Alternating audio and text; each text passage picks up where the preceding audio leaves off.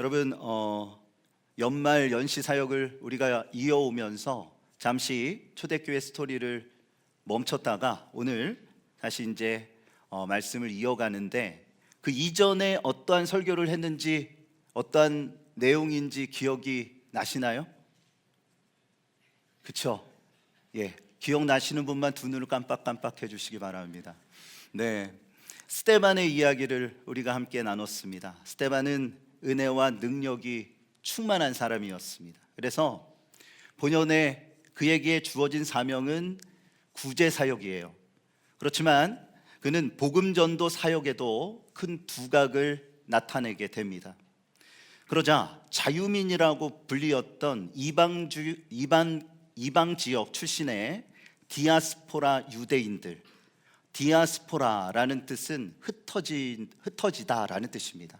그러니까 다시 말씀드려서 그들이 바벨론 포로기 이후에 각 나라와 민족으로 흩어지게 되는데, 그곳 안에서 믿음과 신앙을 지켰어요.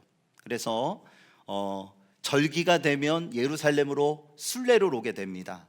이러한 유대인들을 향해서 스데반이 복음을 전했다라는 겁니다. 왜냐하면 그는 헬라어에 능통했던 사람이기 때문이죠.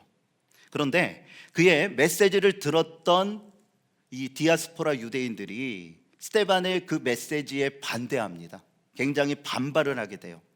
그래서 거짓 증인들을 내세워서 공회에 신성 모독죄로 고발하는 사건이 발생합니다. 오늘 본문이 그것을 이야기하는데, 스데반이 공회에 세워지게 되고 지금 대제사장을 이시로 하여 그 공회원들에게 신문을 받는 과정이에요. 이때에 스데반이 그들을 향해서 설교한 첫 번째 단락이 오늘 본문입니다. 저는 이 과정을 복음 메시지를 전하기 위한 빌드업, 여러분 빌드업이 뭔지 아시죠? 어떠한 일을 하기 전에 준비하는 단계의 과정을 말합니다. 이 빌드업 과정으로 봅니다. 그는 믿음의 조상에 대한 이야기를 시작으로 해서 서서히 예수 그리스도에 대한 메시지로 발전시켜 나갈 것입니다. 그렇다면 오늘 본문을 통해서 우리에게 주시는 메시지는 무엇일까요? 첫 번째는 굳건한 믿음 위에 삶을 세우라는 것입니다. 우리 함께 따라합니다. 굳건한 믿음 위에 삶을 세웁시다. 자, 오늘 본문 1절을 다시 함께 읽도록 하겠습니다. 대제사장이 이르되 이것이 사실이냐? 아멘. 대제사장은 스데반에게 사실 여부를 묻습니다. 즉 증인들이 한 말, 이것이 사실이냐라는 것입니다. 여러분의 이해를 돕기 위해서 거짓 증인들이 주장했던 내용을 다시 한번 살펴보는데요, 사도행전 6장 14절 말씀이에요. 우리 함께 스크린 보고 읽겠습니다. 그의 말씀에 이것을 알고 또 모세가 우리에게 전하여 준 규례를 고치겠다 함을 우리가 들었노라 하거늘. 아멘. 자, 여기에서 무엇을 이야기합니까? 나사렛 예수가 이곳은 성전을 얘기하는 거예요. 성전을 헐고 또 모세가 우리에게 전해준 규례는 뭐죠? 율법을 말합니다. 이 율법을 고치겠다라고 예수님이 주장을 했는데, 스데반이 그 말을 그대로 따라서 지금 전하고 있다라는 겁니다. 유대인들에게 있어서 성전과 율법은요, 아주 생명과 같은 거예요. 그래서 저들은 이것을 어떻게 해서든지 지키려고 했습니다. 그런데 중요한 건 뭐냐면 그것이 바른 신앙의 정신이 아니었다라는 거죠. 스데반이 이런 모든 것들을 부인한다라고 주장하며 스데반을 죽여야 된다라고 지금 저들이 주장하고 있는 것입니다. 그들은 조직적으로 움직였고 공회도 그 마음을 같이 합니다. 자, 이러한 상황이 되었을 때 스데반의 마음은 어땠을까요? 여러분에게 한번 묻고 싶어요. 여러분이 스데반과 같은 상황이 되었다면 어떠한 심정이시겠습니까? 매우 억울하고 화가 치밀어 오를 것입니다. 어떻게 이러한 일을 아무렇지도 않게, 그것도 종교 지도자리라 말하는 저들이 이 모든 일들을 행한단 말입니까? 거짓을 넘어서 아주 그냥 조작을 하는 이러한 모든 상황 속에서. 그런데요, 여러분, 스데반의 모습을 면밀히 살펴보십시오. 그는 지나칠 정도로 차분하고요, 단호한 어조로 구속사적인 문맥을 가지고 아브라함의 이야기를 시작합니다. 너무너무 차분하게 자신이 해야 될 그 일에만 집중했다라는 거예요. 우리도 마찬가지예요. 여러분, 여러 가지의 혼란과 복잡한 일들은 여러분 일순간에 생겨나요. 이 모든 순간들이 또 겹치고 겹쳐서 일어납니다. 이럴 때에 우리는 차분해져야 돼요. 그리고 하나님의 뜻이 무엇인지를 분별하면서 내가 해야 될 그 일이 무엇인지 그것을 명확히 생각하고 그 일에 집중해야 한다는 거죠. 자, 스데반이 여기에서 강조하는 아주 중요한 핵심은 언약에 대한 이야기입니다. 자, 오늘 본문을 다시 읽습니다. 2절 3절 말씀 함께 읽겠습니다. 스데반이 이르되 여러분 부영들이여 들으소서. 우리 조상 아브라함이 하란에 있기 전 메소포타미아에 있을 때에 영광의 하나님이 그에게 보여 이르시되 내 고향과 친척을 떠나 내가 내게 보일 땅으로 가라 하시니. 아멘. 자, 하나님은 수많은 사람들 중에서 아브라함을 택하셨습니다. 여러분, 하나님이 아브라함을 왜 택하셨을까요? 세상에 수많은 사람들, 엄청난 많은 사람들이 있는데 하나님이 아브라함을 선택하신 이유가 뭘까요? 그가 잘생겨서? 아브라함 보신 분들 계십니까? 아니면 아주 훌륭한 명문가의 가정이어서? 그가 굉장히 명예가 있고 또 부자여서? 여러분, 그렇지 않습니다. 그 이유를 아무도 몰라요. 오직 하나님만 아실 뿐입니다. 이거를 뭐라고 말하냐면 주권적 선택이라고 말합니다.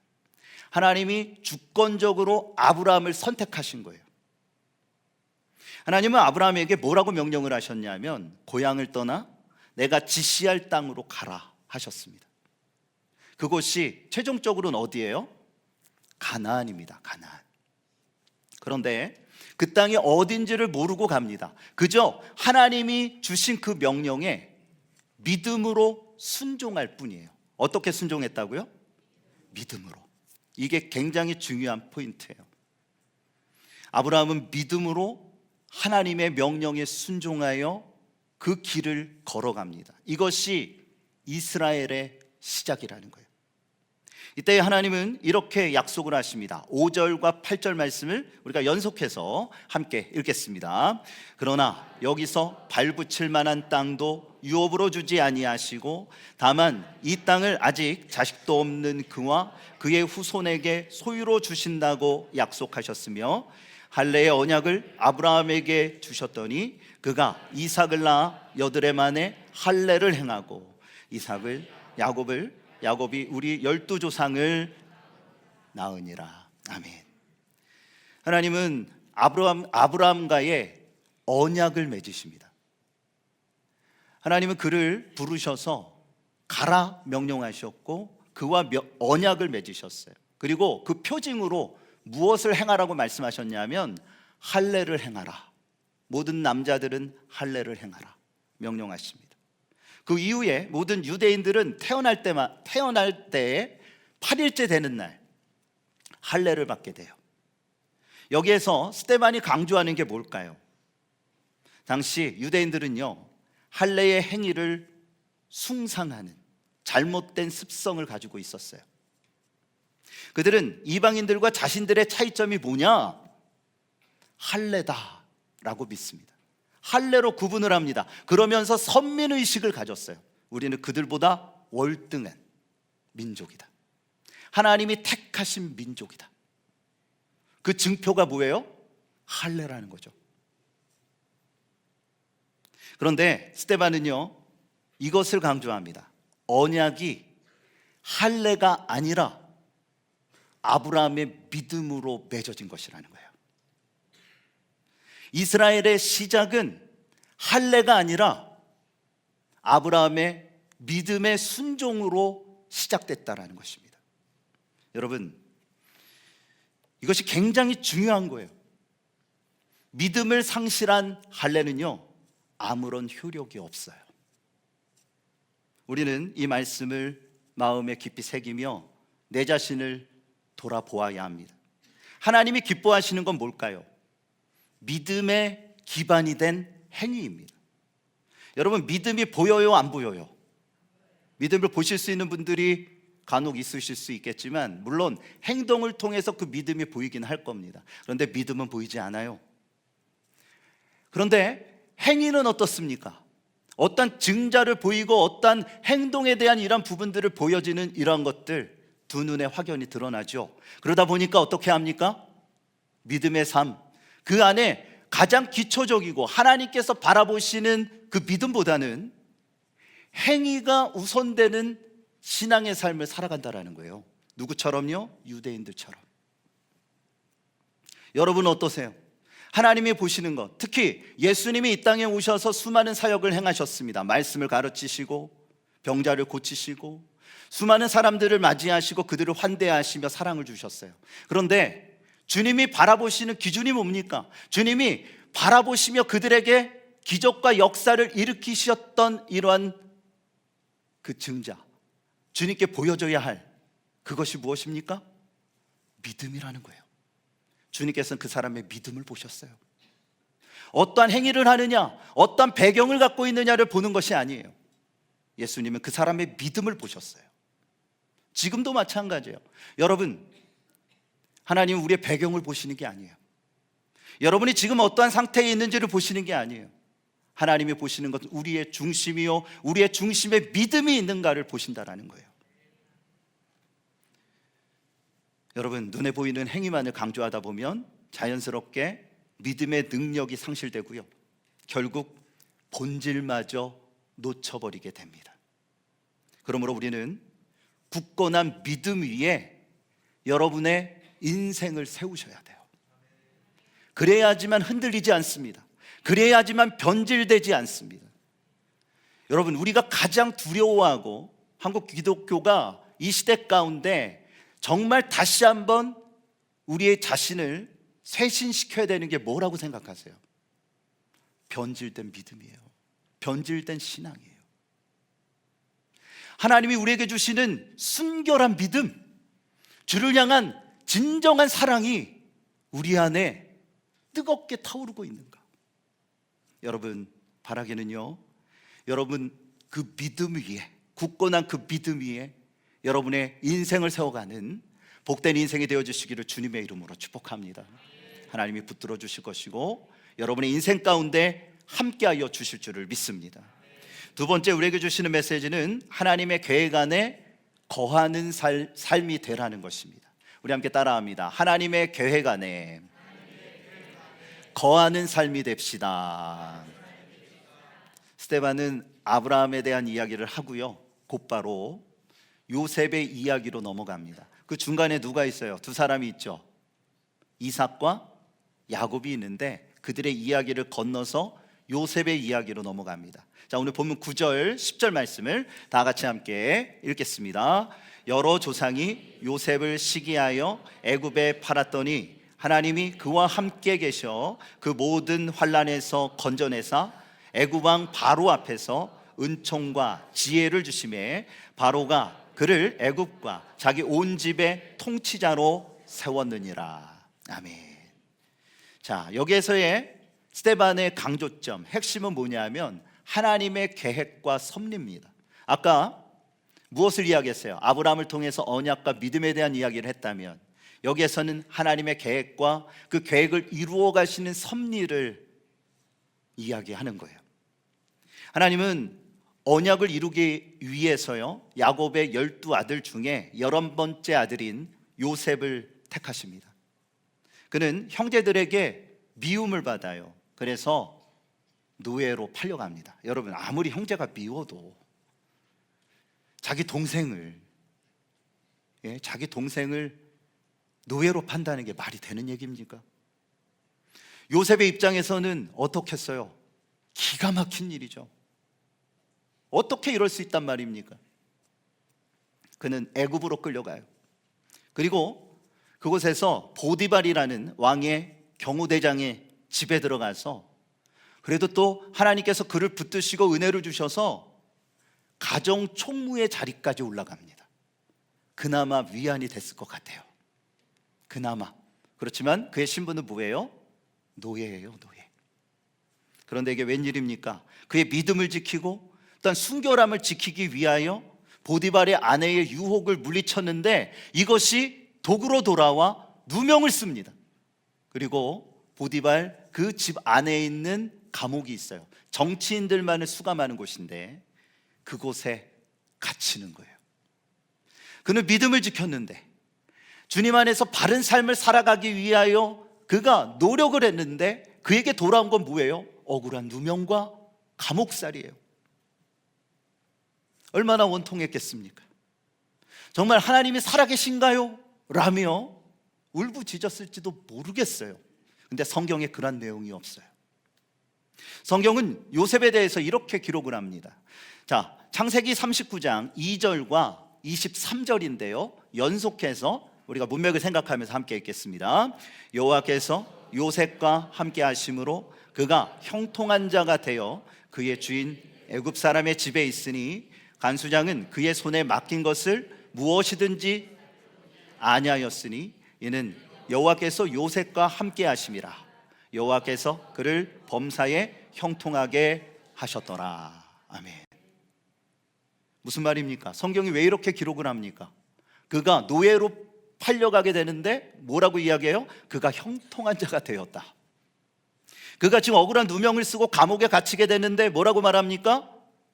범사에 형통하게 하셨더라. 여러분 상황을 보세요. 이게 형통한 일입니까? 감정적으로 생각할 때 아주 열불이 터질 일이죠. 동정하는 시각으로 바라볼 때 너무나도 안 됐죠. 꼬여도 이렇게 꼬입니까? 그런데요 여러분, 성경적인 시각으로 보면, 다시 이야기해서 하나님이 바라보시는 시각은 그렇지 않았다라는 것입니다. 왜냐하면 요셉이요 하나님의 계획 안에 있었기 때문입니다. 이 모든 것들을 하나님이 계획하셨어요. 하나님은 결국 옥에 갇힌 술 맡은 관원장을 통해서 요셉을 애굽의 왕을 뭐라고 부릅니까? 바로라고 부르죠. 여러분 바로는 사람의 이름이 아니에요. 왕이라는 뜻입니다. 왕이라는 뜻.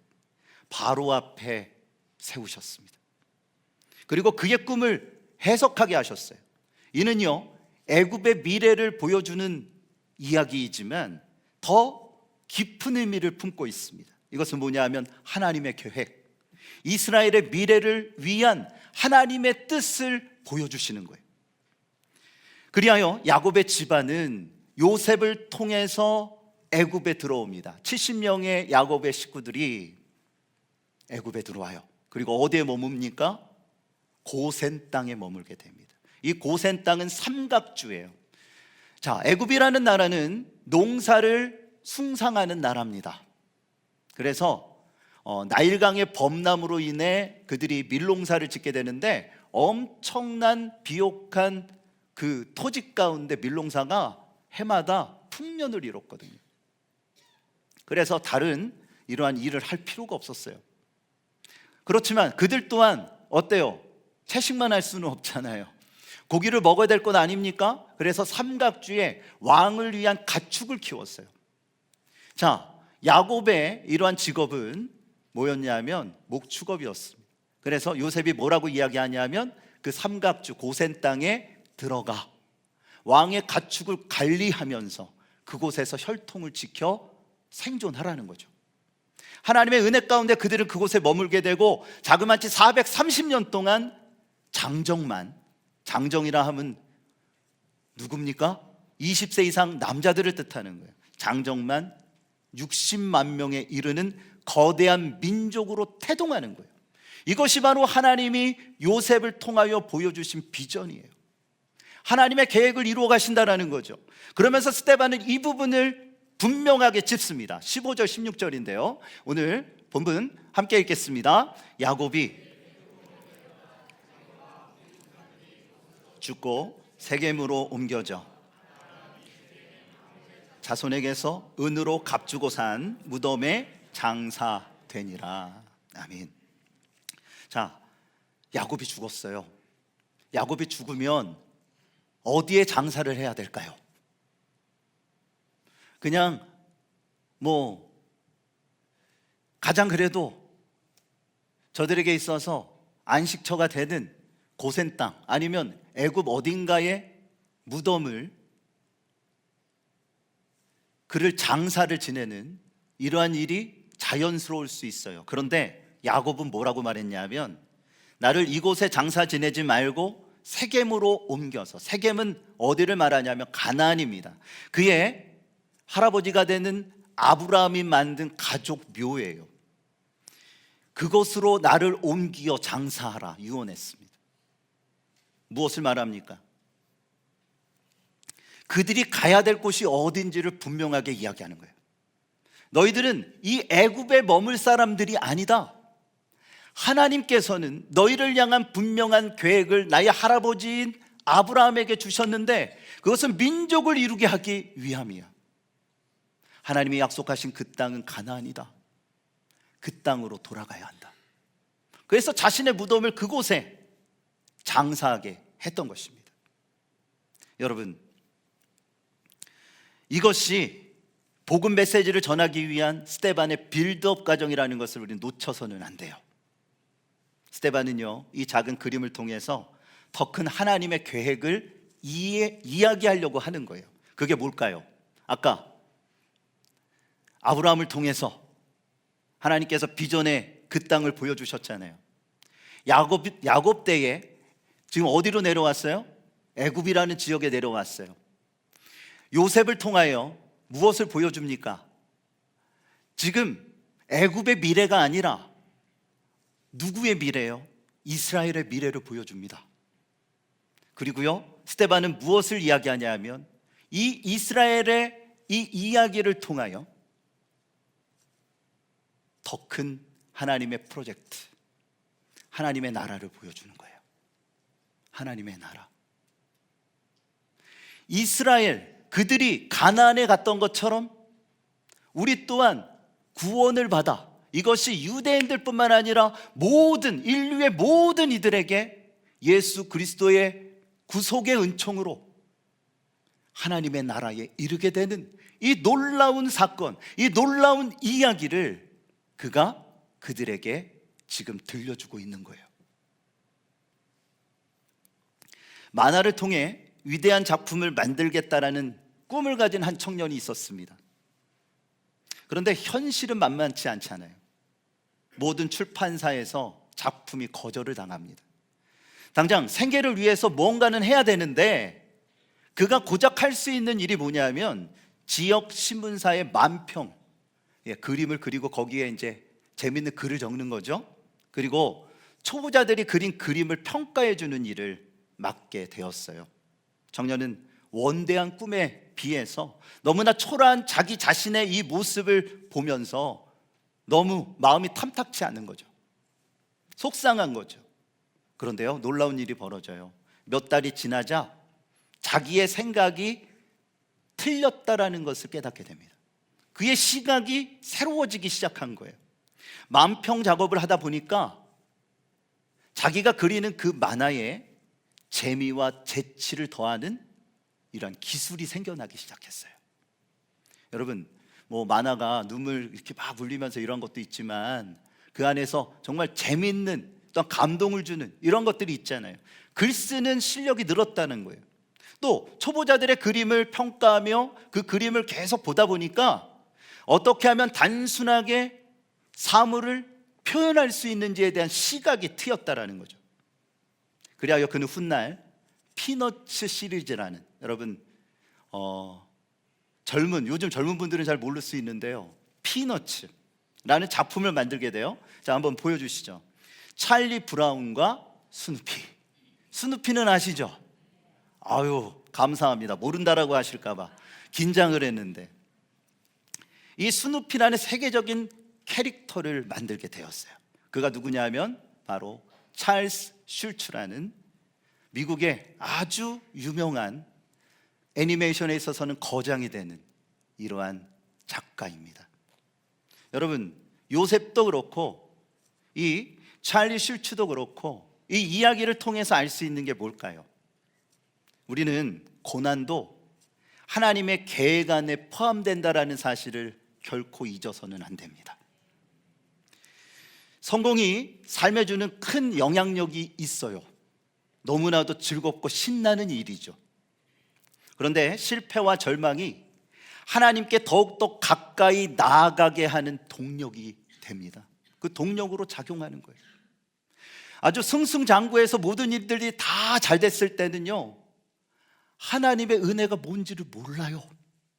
하나님의 도우심을 구하지 않을 때가 더 많아요.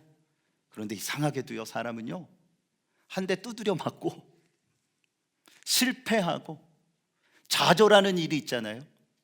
그러면 어떻게 할까요? 주님 하는 거예요. 예배당에 나와 기도하는 거예요. 울부짖으며 하나님의 도우심을 구합니다. 여러분, 이때에 중요한 게 뭘까요? 여러분이 하나님의 계획 안에 거하는지를 확인하셔야 돼요. 내가 주님의 계획 안에 있는가? 나의 인생이 하나님이 원하시는 그 뜻 안에서 나아가는가? 요셉이 그가 살았던 그의 인생을 바라볼 땐 인간적인 면에서는 실패였어요. 그런데 하나님이 바라보셨을 땐 그가 하나님의 계획 안에 있었기 때문에 그의 길은 형통하고 형통했다라고 말씀하시는 거예요. 우리 또한 마찬가지입니다. 또한 여러분을 주님의 이름으로 축복하기는 하나님의 계획 안에 거하는 여러분의 인생, 여러분의 가정이 되어지시기를 축복합니다. 그렇다면 목사님, 내가 하나님의 계획 안에 있는 것을 어떻게 알 수 있습니까? 그렇게 물어보실 것 같아서. 이것을 확인하는 방법은 뭘까요? 성령의 도우심밖에 없어요. 성령이 도와주셔야 돼요. 우리가 할 것은 뭐냐 하면 그때마다 성령의 인도하심을 구하시기를 바랍니다. 성령님, 내가 정말 하나님의 계획 안에 있는 것입니까? 지금 행하는 이 일이, 내가 지금 계획하고 있는 이 모든 것들이 정말 하나님이 기뻐하시는, 하나님이 뜻하시는 그 계획 안에 있는 것입니까? 성령님 가르쳐 주십시오. 성령님 나에게 말씀하여 주십시오. 내 길을 지도하여 주십시오. 그렇게 기도할 때에 성령께서 그때마다 가르쳐 주실 것입니다. 이거 외에는 방법이 없어요. 여러분, 바라기는 끊임없이 하나님을 신뢰하는 여러분의 인생이 되어지시기를 축복합니다. 하나님을 신뢰하세요. 하나님은 위대한 계획을 갖고 계시고 여러분에게 소원을 두신다 말씀하셨어요. 하나님께서 주시는 그 은혜가 여러분을 붙들고 있고요, 그 은혜로 인하여 우리가 사는 것입니다. 그것을 우리가 바라보며 하나님의 위대하신 역사를 찬송하는 스데반처럼 하나님께 귀하게 쓰임받는 우리 오산성직교회와 사랑하는 모든 교우들이 되어지시기를 우리 주 예수 그리스도의 이름으로 축복합니다.